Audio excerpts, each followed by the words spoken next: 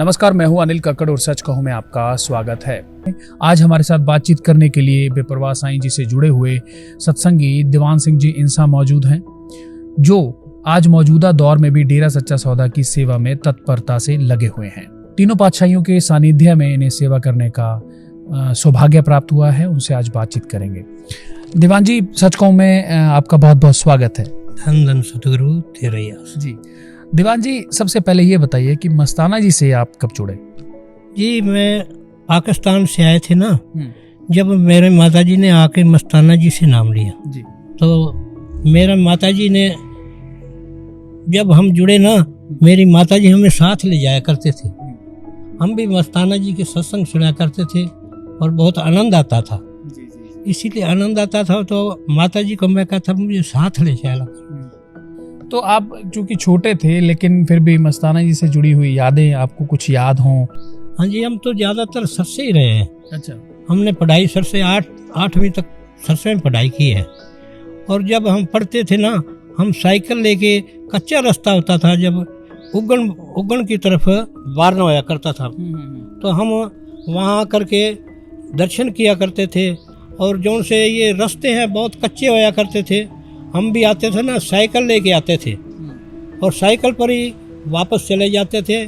और इतना शौक था, मस्ताना जी ने मौजपुरा धाम सरसा में बनाया, हरिजन मोहल्ले में, तो हम वहाँ पर उनके कौल खूब देखा, आनंद लिया। उन्होंने कंबल बांटे, नोट बांटे, बिठा बिठा कर लाइन बार, और ऐसा सत्संग सुना कि कबड्डियाँ भी करवाते थे। और जब कबड्डी वाले जीतते थे उनको इनाम दिया करते थे। फिर हम यहाँ सन 70 में मैं गीगोरानी गांव में आ गया, तो वहाँ पर दुकान कर ली मैंने। तो फिर रामपुरी दरबार मुझे नज़दीक लगता था, मैं रामपुरी दरबार में आकर के सेवा करने लग गया। तो फिर यहाँ साधन नहीं था, ये कच्चे टिब्बे रास्ते थे। अब मालिक की कृपा से पक्की सड़कें हैं, और मालिक जी ऐसा ख्याल दिया कि आप एक साइकिल ले लो और उस पर सवेरे शाम मालिक की सेवा करा करो।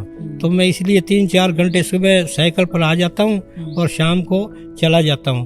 और मालिक ने ऐसा ख्याल किया भाई तेरे पैर भी ठीक हो जाएंगे, सब कुछ ठीक हो जाएगा। उन्होंने बहुत इतना मुझको दिया है मालिक ने, इतना शायद किसी को भी दिया हो, पर इतने मैंने देखे हैं कि हमारे जौन से लड़के, उनकी माताजी बोली कि पिताजी तो मकान बना के देते, हमारे किसी मकान कब्जा कर लिया तो वो मकान चला गया।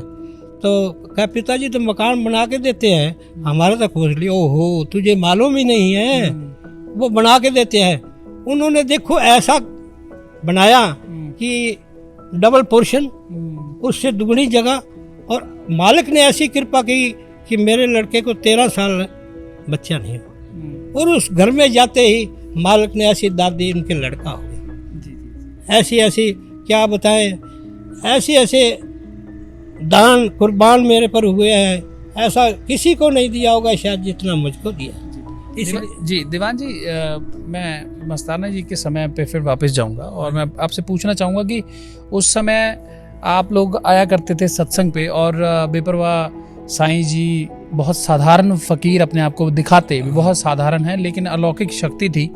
और लोगों के दुख हर लेना, खुशियाँ बांटना, और कपड़े बांटना, दाते बख्शना, ये सब चीज़ें जो हैं मस्ताना जी को पूरी दुनिया में सबसे अलग फ़कीर बनाती थी।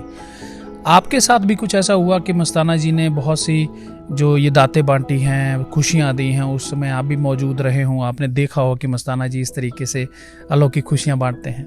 हाँ जी, हम सरसा में थे ना, अलौकिक इतनी खुशियाँ बांटते थे। गोपाल मैदान था, खुशी राम था, टाला राम था। हम तो बच्चे थे ना, हमें तो मालूम नहीं था, पर उनको खूब दाते देते थे।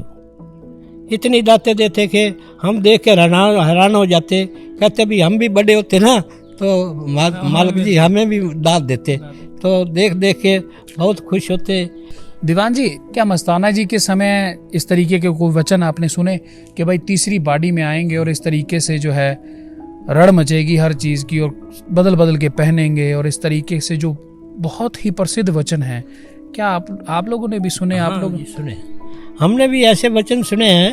जब मस्ताना जी कहने लगे कि हम तीसरी बाड़ी में आप खुद आएंगे, और ये कपड़े हैं ना, ये कपड़े हम रोज बदला करेंगे। हम कहते ना ये कारी लगा रखी है, देखो इतने फकीर हैं तो भी कारी लगा। तो कहते हम तीसरी बाडी में आएंगे ना तो देखना हम तरह तरह के कपड़े पहनेंगे और तरह तरह के नज़ारे मिलेंगे आपको देखने के लिए। तो हमें तो वो नज़ारे दिख रहे हैं जैसे हम काम वही बैठे हैं और वही बातें कर रहे हैं, और ऐसे सत्संग सुनते हैं ना जा कर के जाने शाह मस्ताना ही बोल रहे हैं। उनकी आवाज़ ही हमें तो ऐसी लगती है मीठी, जैसे उठने को जी ही नहीं करता, घर जाने को जी नहीं करता। मस्ताना जी के बारे में कहा जाता था कि मस्ताना जी हमेशा जो है दो टूक बात करते थे, बहुत स्पष्ट बात करते थे। हालांकि उनका कहने का लहजा ऐसा होता था कि वो स्पष्ट और सीधी बात एकदम से सामने वाले को भी समझ में आती थी, चाहे वो किसी भी बोली भाषा का है। क्योंकि ये वाला एरिया जो था बागड़ी एरिया था, ज़्यादातर लोग जो है बागड़ी बोलते थे, लेकिन मस्ताना जी सिंधी और बलूचिस्तान से आए तो बलूच भाषा और सिंधी का मिक्सचर था उनका। यहाँ कैसे लोग समझते थे उनकी भाषा को, बोली को, वो और बताइए।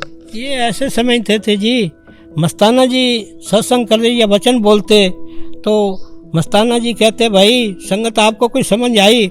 बाबा जी संगत भी समझ तो ऐसी आ रही, आपकी बोली बड़ी मीठी लागा है, बड़ी करारी लागा कि और ही बोलता जाओ। ऐसे ऐसे वचन करते थे। हमने तो देखा है कि मस्ताना जी एक दफ़ा ये लालपुरा में चले गए तो वहाँ कुछ ताश खेल रहे थे। ताश खेल रहे थे तो उनको कहने लगा भाई मरण जन्म से मुक्ति पालो, पेंडा छुटा लो और सत्संग सुनो।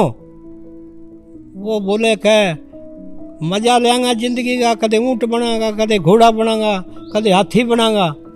पर ये मस्ताना जी जे जौन सा ये एरिया है ना, जौन सा बागड़ का एरिया, ये मस्ताना जी बागड़ एरिया ही जगाने आए थे। और इन्हों को ऐसी आवाज़ मस्ताना जी की मीठी लगती थी, चाहे समझ नहीं आती कि थारी बोली बड़ी मीठी लागा जी। दीवान जी, आपने सच कहूं के लिए अपना समय निकाला और हमसे अपने अनुभव साझा किया, आपका बहुत बहुत शुक्रिया। धन धन सतगुरु तेरा ही आसरा, हाजर नाजर जिंदाराम तेरा ही आसरा। देश विदेश की तमाम खबरों से जुड़े रहने के लिए सब्सक्राइब करें सच कहूं और बेल आइकन प्रेस करके पाएं हर लेटेस्ट अपडेट सबसे पहले।